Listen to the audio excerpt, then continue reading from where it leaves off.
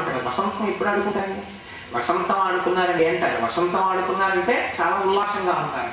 అభిషేక ప్రక్రియ వేరు, వసంతోత్సవం వేరు. వసంతం ఆడుకోవడం అంటే ఉల్లాసంగా ఉన్నప్పుడే వసంతం. స్వామి అత్యంత ఉల్లాసమూర్తి అయి ఉంటాడు వసంతంలో. రేపటి నుంచి అర్చక స్వాములు ఒక విషయాన్ని మనకి చెప్పారు. వారు ఈ వసంతోత్సవాన్ని మరింత శక్తివంతం చేయడం కోసం 3-4 గంటల క్రతువుగా వసంతోత్సవాన్ని చేస్తారు. దానికి వాళ్ళు శ్రమ తీసుకొని 3 గంటలకో 4 గంటలకో ప్రారంభం చేసేస్తారు.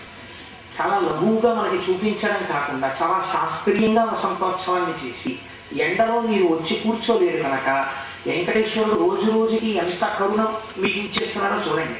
మీరు వచ్చి కూర్చునేటప్పటికీ వసంతోత్సవమైన అలంకారమూర్తుల్ని మీకు దర్శనమిచ్చి 5:30 నుంచి మీరు నిజమూర్తి దర్శనం కూడా చేసుకోవచ్చు. వసంతాన్ని తీసి అంత శాస్త్రీయ ప్రక్రియలో జరిగినటువంటి వసంతాన్ని మీ అందరి మీద చదువుతారు 6 గంటలు. ఎవరు ఆ సమయంలో సభలో ఉంటారో వాళ్ళ మీద మాత్రమే చల్లుతారు. ఆ తర్వాత మళ్ళీ వసంతం మా మీద చల్లండి అంటే ఇక చల్లాలి. ఎందుకంటే సేవ మారిపోతుంది, ఉత్సవం మారిపోతుంది.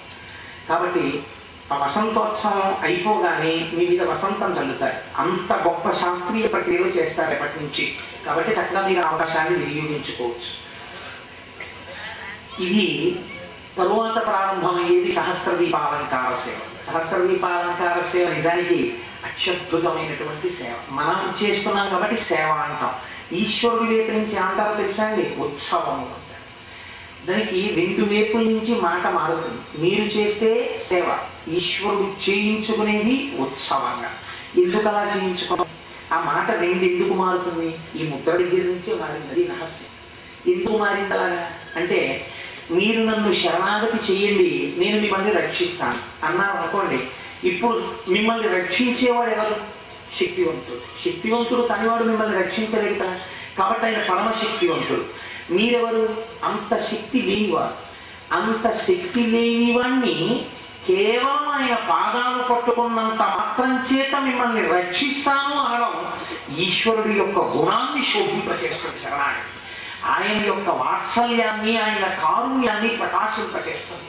అందుకే ఆయన వైపు నుంచి దాన్ని ఉత్సవము అని పిలుస్తారు. ఎందుకు ఉత్సవము అని పిలుస్తారో తెలుసా? మనం సేవ చేస్తే ఇప్పుడు నేను ఈ ఉపన్యాసం వేదిక మీద ఉపన్యాసం పూర్తి చేసి దిగిపోగానే సహస్రదీపాలంకార సేవ మన వైపు, సహస్రదీపాలంకారోత్సవము ఆయన వైపు ప్రారంభం.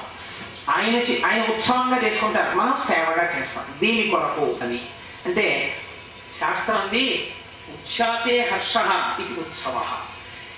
ఏది చూస్తున్నప్పుడు మనస్సు ఆనందాన్ని పొందుతుందో దానికి ఉత్సవం అని పేరు. ఇప్పుడు నేను మీకు ఒక ఉదాహరణ చెప్తాను. అక్కడ చందనంతో అలంకరింపబడేటువంటి మూర్తుల్ని ఆ సహస్రధారలు పడేటువంటి పాత్రలోంచి ఆ అభిషిక్తుల్ని చేస్తున్నప్పుడు వసంతం జారుతున్నప్పుడు మీరు చూశారు. చూడగానే మీకు మనస్సు ఏమైంది? గొప్ప ఉల్లాసాన్ని పొందింది. భలే ఉందని మీకు తెలియకుండా 2 చేతులు ముడుచుకున్నాయి.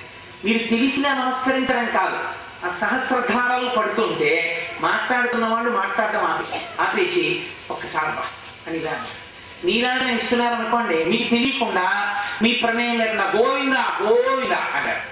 ఎందుకు వచ్చిన గోవిందా? రైతు బజార్కి వెళ్ళి వంకాయలు అరకేసి గోవిందా గోవిందా అంటారా? అందరం.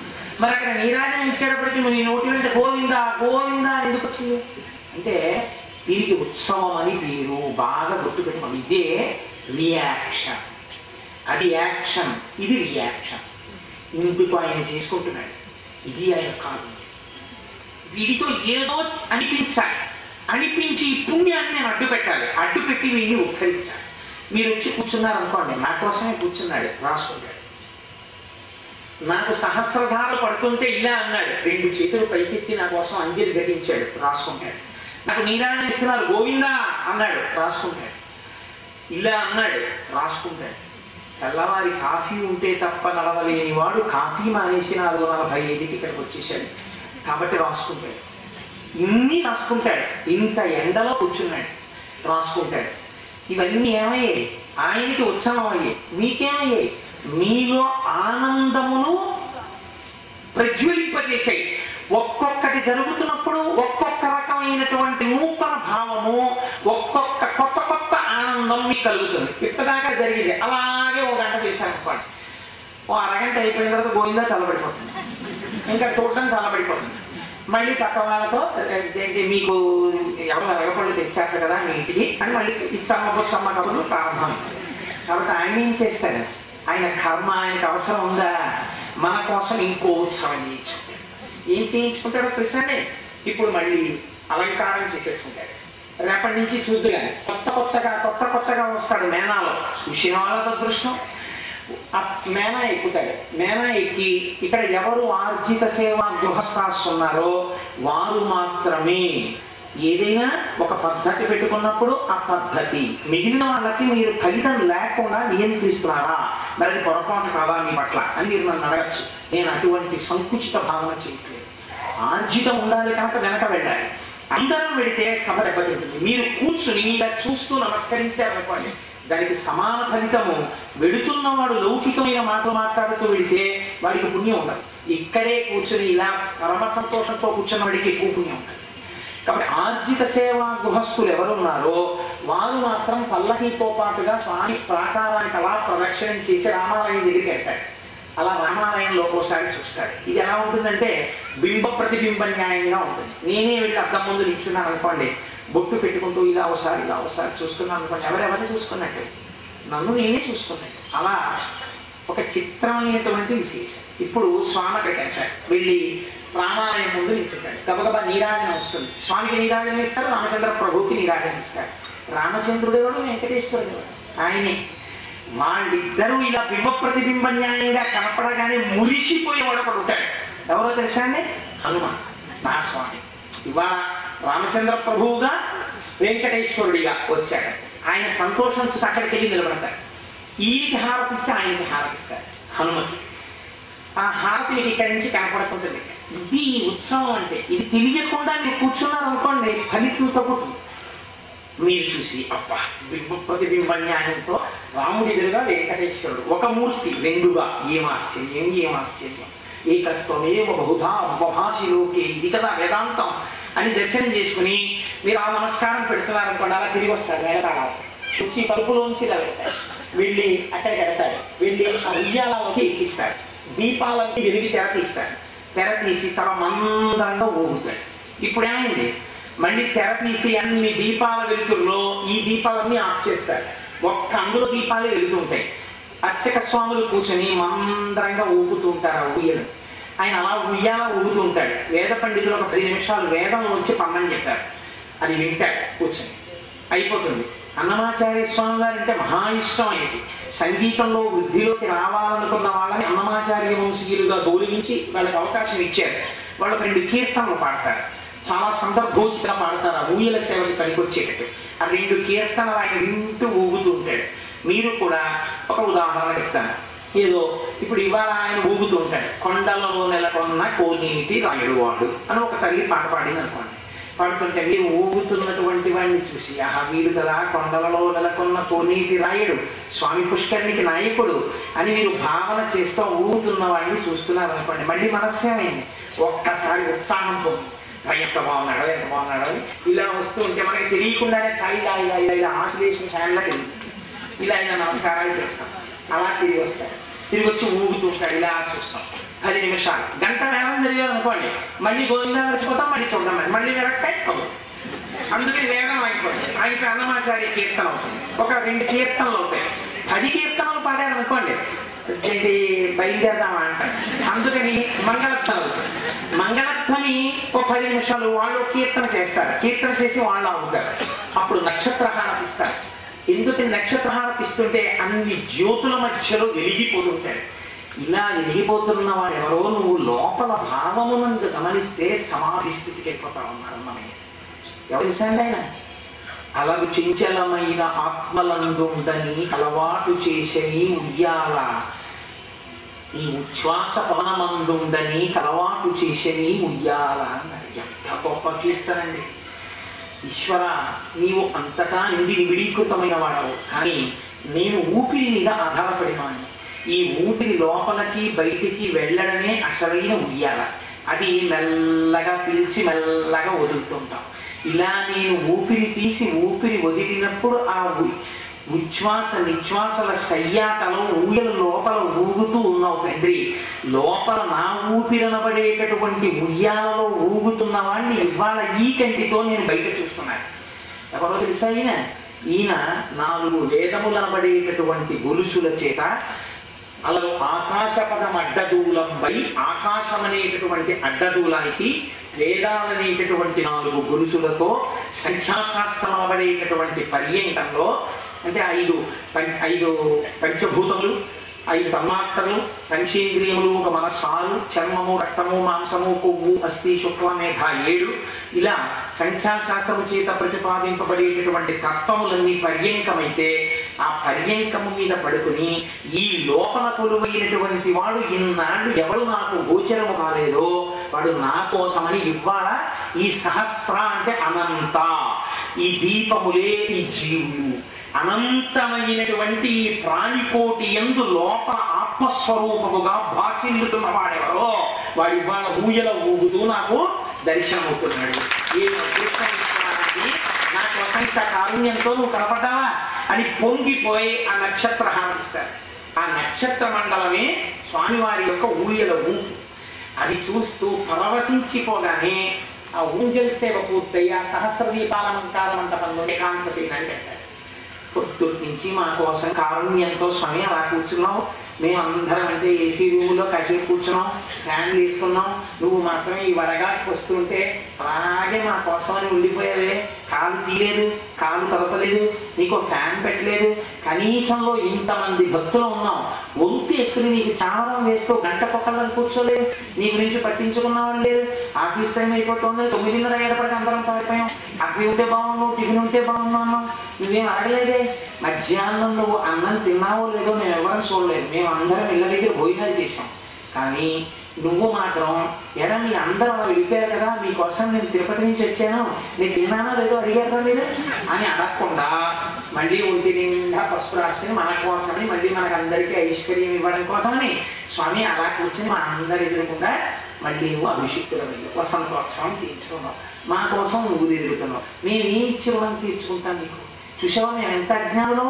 మా అజ్ఞానమే నీకు విజ్ఞానమే తీసుకుంటాం, అందుకని మమ్మల్ని క్షమించు, కనీసం చక్కగా పడుకోసామి. ఇదొకటి చెయ్యకూడదు పని, ఆయన పడుకుంటే ఒక్కరిని చూస్తారు కానీ పడుకునే దగ్గర మాత్రం ప్రేమ వస్తుంటాం, అందుకని స్వామి పడుకోండి అని చక్కగా ఒక మంచాన్ని తీసుకొచ్చి దాని మీద పరుపు వేసి 2 తలగడలు పెట్టి తరిగొండ వెంగమాంబ గారిని ముగ్గు వేస్తారు ఆ మంచం కింద. ఆ ముగ్గు వేసి తల్లి తరిగొండ వెంగమాంబ గారి గురించి మీకు ఒక రోజున నేను విజ్ఞాపన చేస్తాను, ఆవిడ గురించి చెప్తే పరవశించిపోతారు వెంకటేశ్వర స్వామి గారు కూడా. ఆ తరిగొండ వెంగమాంబ గారి ముగ్గు వేసి ఆ మంచం వేసి పరుపు వేసి తలగడలు పెట్టి పూలు తల్లి దాని మీద చక్కగా ఉభయాచారులతో స్వామిని పడుకోబెట్టి ఊరుకుంటామా? ఊరుకోము. మనకి చెప్తే ఎంత కోపమో ఆయనకి మాత్రం ఎన్ని శుద్ధులు చెప్తామో.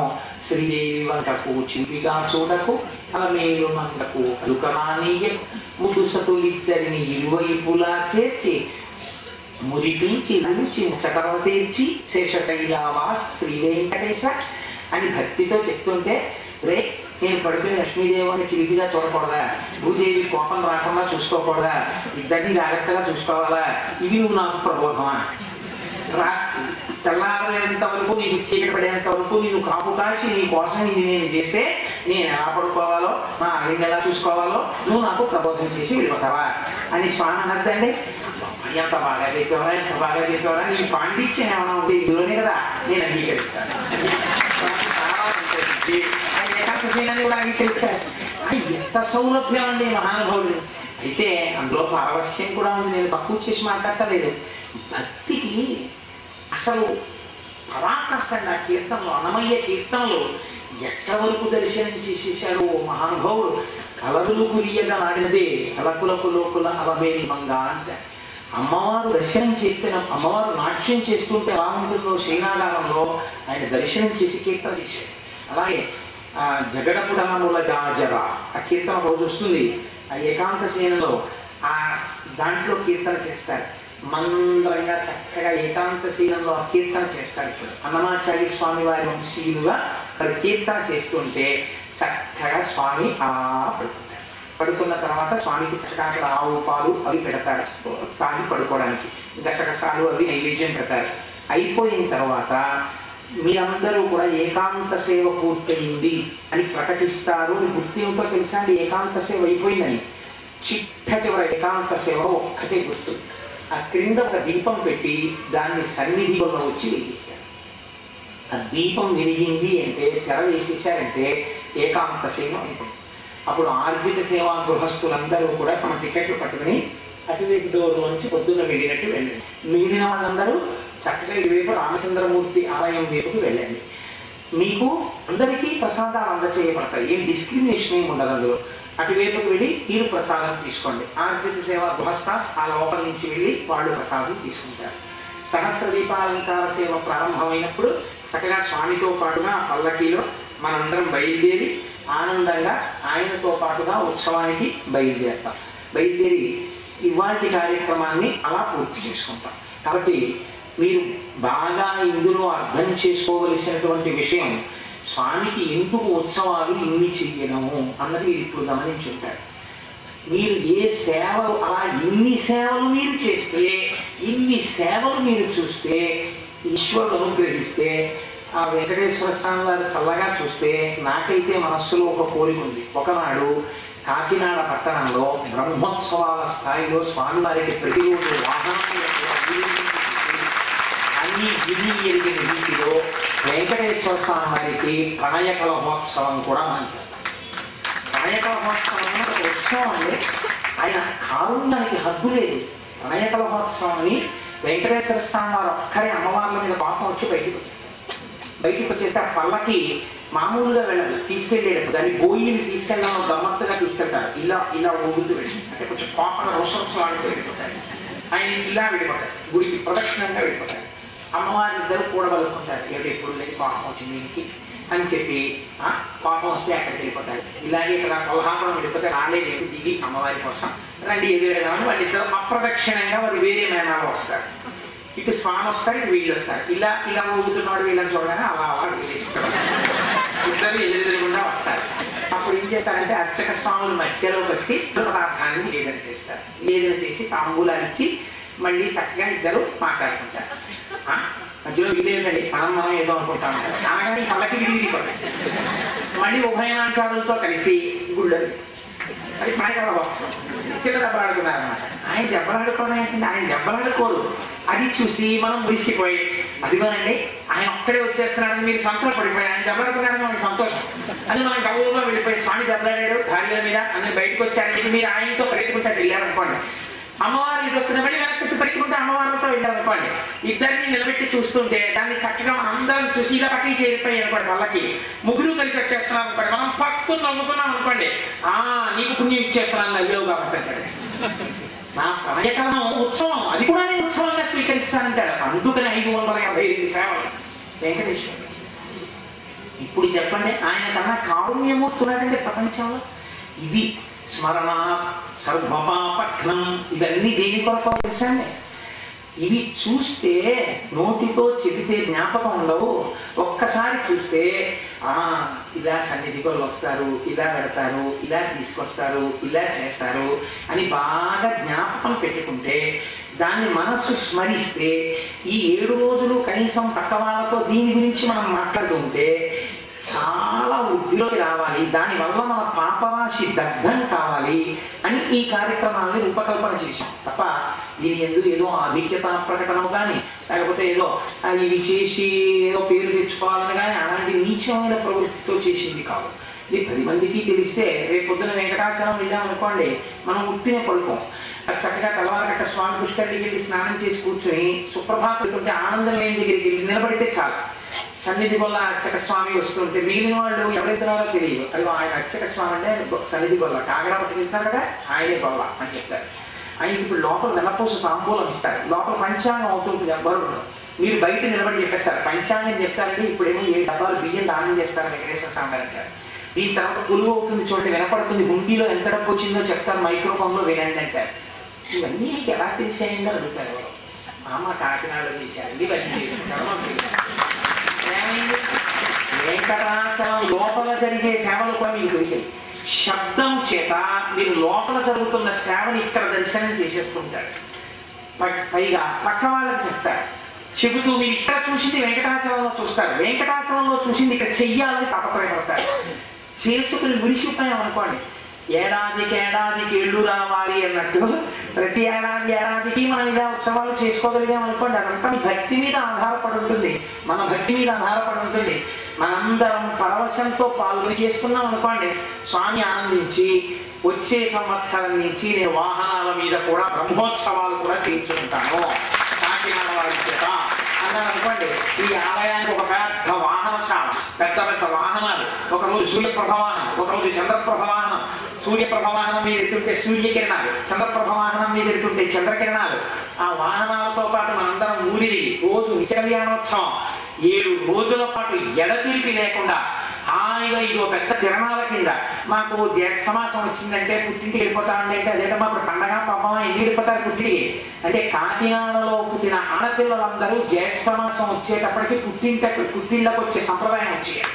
ఎందుకు రావడం అంటే మనకి అక్కడ వెంకటేశ్వర స్వామి ఉత్సవాలు ఉంటాయండి, ఎంత బాగా జరుగుతాయో వారి కొత్త కోడలు చెప్తే అబ్బోని చాలా తెలిసే మేము చూస్తామని అత్తారు బంధువులు కూడా రావాలి, వచ్చి స్వామి వెనకాల వెళ్ళి వసంతం చల్లించుకోవాలి. అలా నా స్వామి వైభవం ఈ పట్టణంలో దేదీప్యమానం కావాలని నేను స్వామిని మీ అందరి తరపున ప్రార్థన చేస్తున్నాను. అలా జరగాలని మనం కోరుకుందాం. అన్ని ఉత్సవాలు మనం చూడాలని కోరుకుందాం, అన్ని ఉత్సవాలు మనం చక్కగా చేసుకుని పొంగిపోతాం. కనుక నేను కొంచెం ఎక్కువ సమయం తీసుకోవడానికి ఇవాళ 50 మాటలు గడియారం చూడడానికి ఒక భయం ఉంది. ఏంటంటే నాకు బలహీనత ఉంది, ఏదైనా చెప్తూ మర్చిపోయి ఇందులోకి వెళ్ళిపోయిందంటే ఇప్పుడు 8 గంటలకు జరగవలసిన సహస్ర దీపాలను కలిసి 9ంటికి అయింది అనుకోండి, మీరు కూర్చోవడం ఇబ్బంది అవుతుంది. అందుకని 10 మాటలు నేను ఈ వాచి చూసుకుని సమయానికి తగినట్లుగా ఆపు చేయడానికి ప్రయత్నం చేస్తున్నాను. ఈ ఉత్సవాన్ని దర్శనం చేసేటప్పుడు ఆ స్ఫూర్తితో దర్శనం చేయండి. 7:35 కరెక్ట్.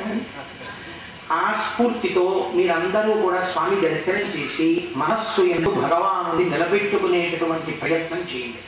తోమాల సేవ జరిగింది నిన్నటి రోజున. నేను మీకు ఒక విషయాన్ని విజ్ఞాపన చేశాను. తోల్ అనగా భుజములు, తోమాల అనగా ఈ పైనుంచి క్రిందకి వేలాడేటటువంటి అలంకారం. విష్ణు భగవానుడికి ఒక విశేషం ఉంది. దీని గురించే భగవద్ రామానుజులు కూడా ఒకసారి శ్రీరంగంలో చెప్తారు. అది ఆయన పుష్పకైంకర్య ప్రియుడు. ఆయనకి పుష్పాలతో కానీ కైంకర్యం చేస్తే చాలా సంతోషిస్తారు. ఇది తెరమాటన జరిగింది అనుకోండి, పుష్పాలంకారం మీరు తెలియదు, మీరు చూస్తూ ఊరుకుంటారు. అదే అర్చక స్వాములు నిష్ణాతులైనటువంటి వారు, అందున వైఖానసులకు ప్రత్యేకించి ఈశ్వరుడు అనుగ్రహించాడు శ్రీనివాసుడు, వాళ్ళు ఆరాధన చేస్తారు. వెంకటాచలం అంతా వైఖానస ఆగమనం ప్రకారమే ఆరాధన జరుగుతుంది. వారు ఇవాళ పొద్దున్న మీరు గమనించండి, మీరు జాగ్రత్తగా గమనించారో నాకు లేదో నాకు తెలియదు కానీ ఒక ఆయన అయితే బొడ్డులో చిన్న కత్తి పెట్టుకుని ఎక్కారు వేదిక మీద ఎక్కి ఊహతో కొలత చూసేసి టక పూలదండలు కోసి పైనుంచి కింద వరకు ఎంత వేగంగా అలంకారం చేశారు చూడండి. అలంకారం చేసిన తర్వాత ఒక్క పూలదండ జారి కింద పడిపోవడం మీరు చూశారు. చక అలంకారం చేసేసి పూలదండలు తీసి కిరీటానికి చుట్టేసి పైన చుట్టేసి ఇలా వేసేసి శ్రీదేవి భూదేవి కనకాంబరాల మానవులతో కనపడేటట్టుగా ఎర్రగా పెట్టి తెల్లటి దండల మధ్యలో ఎర్రటి మానవులు పెట్టేసి ఎంత శోభాయమానంగా చేసేసారో చూడండి. అప్పుడు మీరు ఆనందంతో, ఆయన పుష్పకైంకర్య ప్రియుడు కనుక ఆ అలంకారం జరుగుతున్నప్పుడు మీరు పరవశంతో ఆయన అలా చూస్తూ అంజలి ఘటిస్తూ కూర్చున్నారనుకోండి. కూర్చుంటే మీరు పుష్పాలంకారం చేస్తే ఎంత ఫలితమో అంత ఫలితము ఆచార్యముఖేనా జరిగినటువంటి తోమాల సేవ చేత మీకు లభిస్తుంది. అర్చన చేసేటప్పుడు తులసి దళాలు వాడతారు. అందుకే ఒక్కొక్క నామం చెప్తుంటారు, ఒక్కొక్క తులసి దళం తీసి ఆయన పాదాల మీద వేస్తారు. తులసి దళంతో ఎందుకు వేస్తారో తెలుసా? భవిష్యోత్తర పురాణంలో వెంకటేశ్వర స్వామి వారు ఒక మాట చెప్తారు. ఏకేన తులసి మాత్ర దళేనాపి నరోత్తమ పూజయే భక్తి భావేన సంరక్షామితి మత్ప్రణః అంటే, పరమభక్తితో నా సన్నిధానములకు వచ్చేటువంటి వాడు ఒకే ఒక తులసి దళాన్ని తీసుకొచ్చి ఆ తులసి దళాన్ని నా పాదముల మీద వేస్తే నేను పొంగిపోతాను, వాడికి సమస్త కోర్కెలు వర్షించేస్తానంటారు. ఈ సమయంలోనే నేను మీకు సభాముఖంగా ఒక విజ్ఞాపన చేస్తున్నాను. చక్కగా ఇళ్లలో పెద్ద పువ్వులు, రంగురంగుల పువ్వులు పూసేటటువంటి పూల మొక్కలు ఉన్నవారు ఎవరైనా ఉంటే రేపటి నుంచి అక్కడ 2 డబ్బాలు పెట్టిస్తాం. ఆ పెద్ద పెద్ద పువ్వులు తీసుకొచ్చి సమర్పించండి. ఎందుకంటే ఆ గ్రీష్మ ఋతువు కావడం చేత బయట అంత రంగురంగుల పూలు దొరకడం కొంచెం కష్టం. ఒకటి. రెండు, మన పెరటిలో పూసినటువంటి పువ్వుని స్వామి పాదాలకి చేర్చుకోవడం వెనకాతల కూడా ఒక ఆనందం ఉంటుంది. అందుకని తులసి మాలలు కానీ లేకపోయినట్టయితే పెద్ద పెద్ద పుష్పములు కానీ తీసుకొచ్చి ఇచ్చినట్టయితే రేపటి నుంచి హోమాల సేవలో, అర్చనలో, ఈ పాదపద్మారాధనలో వీటన్నిటిలో కూడా పుష్పాలను వాడతారు. చక్కగా స్వామి అలంకారంలో ఉపయోగపడతాయి. మన జన్మ ధన్యమవుతుంది. మనం పెరట్లో పూల మొక్క వేసినందుకు అది చేరవలసిన చోట పువ్వు చేరుతుంది. కనుక అర్చన చేసేటప్పుడు తులసి దళాలు వేస్తుంటారు స్వామి పాదాలు. ఈ తులసి దళం ఎంత గొప్పదో తెలుసా అండి? తొండమాన్ చక్రవర్తి అని చెప్పి స్వామివారికి ఆనందమైన గోపురం కట్టాడు ఆయన. ఆ తొండమాన్ చక్రవర్తికి ఎంత స్వేచ్ఛ అంటే స్వరంగ మార్గంలో వెంకటేశ్వర స్వామి వారికి ఏకాంత శయనం అయిపోయిన తర్వాత కూడా ఒకసారి తొందరపడి వెళ్ళిపోయాడు. వెళ్ళిపోతే భూదేవి సిగ్గుపడి గభాన పర్యంకం నుంచి కిందకి దిగి ఒక బావిలో దూకేసింది. అదే భూదేవి తీర్థం అంటారు. అక్కడ ఇప్పటికీ స్వామివారి యొక్క నిర్మాల్యాన్ని తీసుకెళ్లి ఆ భూదేవి బావిలో వేస్తారు. పూల బావి అని పిలుస్తారు దాన్ని. ఆ కొండమాన్ ప్రతిరోజు బంగారు తులసి దళాలతో స్వామివారికి పూజ చేస్తుండేవాడు. పూజ చేస్తూ ఒక మాట అనుకునేవాడు, నేను కాబట్టి ప్రతిరోజు బంగారు తులసి దళాలతో స్వామికి పూజ చేస్తాను. ఎవరు చేయగలరు? నేనే చేస్తాను బహుశా. ఆయన వెంకటేశ్వర స్వామి వారు గమనించారు, నీకు అహంకారం ఎక్కువైపోయిందిరా, నువ్వు నాకు బంగారు దళాలతో పూజ చేస్తున్నావా? నీకు ఆ బంగారు దళాలు ఇచ్చిందేవారు నేను. నీకు అహంకారం వచ్చింది, నీ అహంకారం తీసేస్తాను అనుకున్నాడు. ఒకరోజు ఆయన పాదాలన్నిటినీ కూడా బంగారు తులసి దళాలతో పూజ చేసి నమస్కరిద్దామని చూశాడు. ఒక బంకమట్టితో చేయబడినటువంటి తులసి దళం దాని మీద కనపడింది. దీనికి బంగారు తులసి దళాలతో పూజ చేస్తే బంకమట్టి తులసి దళం కనపడింది అంటే ఆశ్చర్యపోయాడు. ఆశ్చర్యపోతే అప్పుడు వెంకటేశ్వర స్వామి గారు పలికారు, ఇక్కడికి దగ్గరలో భీముడు అనబడేటటువంటి ఒక కుమ్మరివాడు ఉన్నాడు, అతను నాకు మహాభక్తుడు, నువ్వు వెళ్ళి చూడు, ఆయన చూస్తే నీకు తెలుస్తుంది. అతను ప్రతిరోజు బంకమట్టితో చేసిన తులసి దళాన్ని నాకు సమర్పిస్తాడు. గబగబా తొండమాన్ చక్రవర్తి పక్కనే ఉన్నటువంటి భీముడు ఊరు వెళ్ళాడు. ఆయన భార్య పేరు తమాలి. ఆయన చేసే పని ఏమిటో తెలుసా అండి? ఆ భీముడు ప్రతిరోజు నిద్ర లేవగానే ఆయనకి స్నానం చేయడం తెలియదు, తలగడిగితే మొలగడగడం తెలియదు, మొలగడిగితే తలగడగడం తెలియదు. భక్తికి లొంగుతాడు వెంకటేశ్వరుడు. ఆయన ప్రతిరోజు 2-3 కొయ్య బొమ్మలు తెచ్చుకున్నాడు. ఓ కొయ్య బొమ్మ వెంకటేశ్వరుడు, ఓ కొయ్య బొమ్మ శ్రీదేవి, ఓ కొయ్య బొమ్మ భూదేవి. ప్రతిరోజు ప్రారంభం చేసే ముందు ఆ కొండలు చేయడం ఒక్కసారి గోవిందా అనేవాడు. ఆ చక్రం తిప్పుతూ ముందు మట్టితో తులసిదళం చేసి పట్టుకెళ్ళి స్వామి పాదాలయందు పరమభక్తితో సమర్పించి నమస్కరించేవాడు. ఇంకక్కడి నుంచి ఏది చేసినా భగవంతుణ్ణే మనసులో స్మరించేవాడు. అది ఆ స్మరణ అన్నది అలవాటు పడితే మీకు ఏది చూసినా ఈశ్వరుడు కనపడతాడు. పరమాచార్యుల వారు చూడండి, ఒక రోజున వెళ్ళిపోతున్నారు రాజవీధిలో. వెళ్ళిపోతుంటే చేనేత పని వాళ్ళు నేతనిస్తున్నారు. ఆయన ఒక కీర్తన చేశారు, నేతబేహారి అని. నాకు ఆ కీర్తన జ్ఞాపకం ఉండవు, మా ఎన్ఎస్ఎల్ మూర్తి గారు ఉంటే ఆయన జ్ఞాపకం ఉంటుంది. ఆ నేతబేహారి అని, నువ్వు ఇలాగే సృష్టినంతటినీ చేస్తుంటావు, నా మగ్గం మీద వేస్తున్నటువంటి చీరని చూసి ఆయన కీర్తన చేశారు. అలా ఈ భీముడు కూడా ఆ కుండలు చేసే ముందు తిరుగుతున్న చక్రాన్ని చూసి ఈశ్వర ఇది నువ్వు తిప్పుతున్న కాలచక్రం అనుకునేవాడు. ఆ మట్టిని చూసి నువ్వు ఇలాగే నామరూపాత్మకమైన జగత్తుని సృష్టిస్తావనుకునేవాడు. ఈ కుండలలో, మూకుళ్లలో, పింకులలో, ఇటకలో, అట్లకాలలో, బొమ్మలో అంతటా మట్టి ఉన్నట్టు ఈశ్వరుడే అంతటా ఉన్నాడు అని అనుకునేవాడు. ఏది చేస్తున్నా ఈశ్వరుడిని స్మరిస్తూ ఉండేవాడు. ఆఖరణ వెళ్ళి ఇంత సంకటి పెట్టుకునేవాడు. ఏదో ముందు రోజు మిగిలిపోయినటువంటి అన్నంలో మజ్జిగ పోసి సరవాణి అన్నమని ఉంచుతారు. ఆ సంకటి పెట్టుకుని తినే ముందు ఒక్కసారి ఆ చెక్క బొమ్మ ఉంట చూసి గోవిందా నువ్వు తిను నేను తింటున్నాను అనేవాడు. ఇది తినేవాడు. ఈ తొండమాన్ వెళ్ళి ఏం పూజ చేస్తావని అడిగాడు. ఏం పూజ చేస్తాను అడిగో నా స్వామి, నాకు ఉన్నదేమిటి బంకమట్టి తులసిదళంతో నా స్వామిని ఆరాధన చేసుకుంటాను. ఆశ్చర్యం ఏమిటో తెలుసా అండి? శ్రీనివాసుడు ప్రత్యక్షమయ్యాడు ఉభయమాంచాలతో. ప్రత్యక్షమై మీరు కని విని ఎరుగనటువంటి బహుమానం ఇచ్చాడు. వీడు నా భక్తుడైతే ఏం చదివాడన్నది కాదు, ఎంత భక్తితో ఉన్నాడన్నది నాకు కావాలి అని తన మీద వేసుకున్నటువంటి ఉత్తరీయాన్ని తీసి భీముడికి తప్పాడు. శ్రీదేవి భూదేవిలను తెచ్చి వాళ్ళు వేసుకున్న హారాలు తీసి భీముని యొక్క భార్య అయిన కమాలినికి అలంకారం చేయించాడు. చేయించి నీ పూజకి నీ భక్తికి నాకు ఇంకా తనివి తీరలేదయ్యా, నాకు ఆకలి వేస్తోంది, అన్నం పెట్టాను. అంటే అక్కడ తయారు చేసిన కొత్త కుండ పగలకొట్టి ఓ కొత్త కుండ పెంకి అక్కడ పెట్టి సంకటి తీసి అందులో పెట్టి శ్రీనివాస తినన్నాడు. కొండమాను చూస్తుండగా ఉభయనాంచాలతో కలిసి ఆ సంకటి తిన్నాడు. సంకటి తిని గరుడ వాహనాన్ని విష్ణులోకం నుంచి పిలిపించాడు. ఆభరణములతో ఉత్తరీయముతో అలంకృతమైనటువంటి భీముడి చెయ్యి తాను పట్టుకున్నాడు.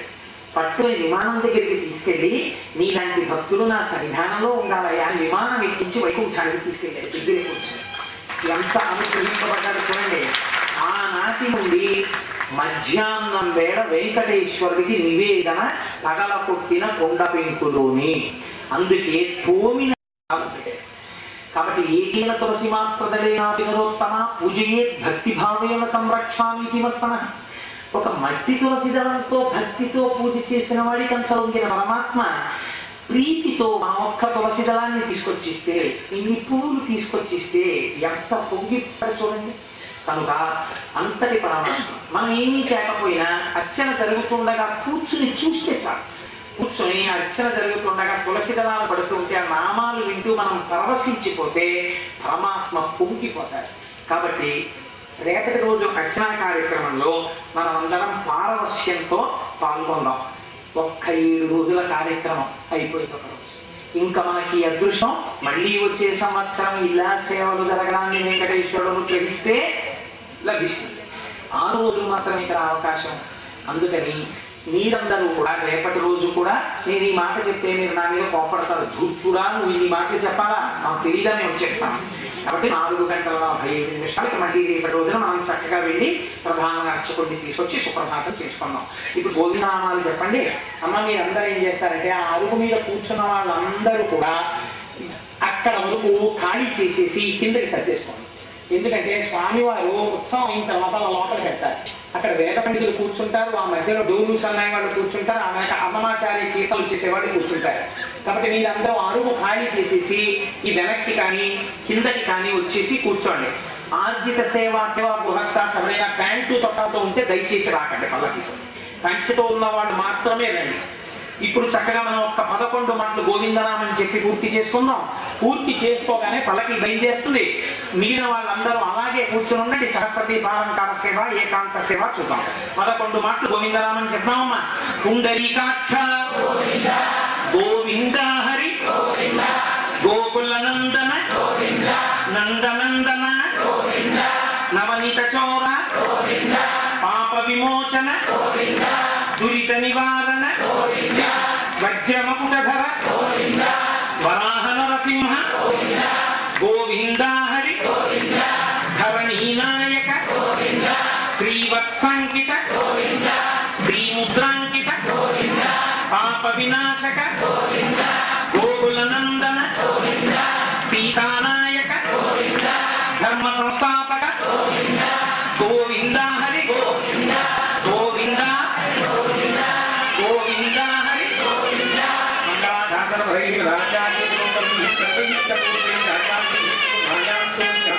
మంగళం కుశలేంద్రాయ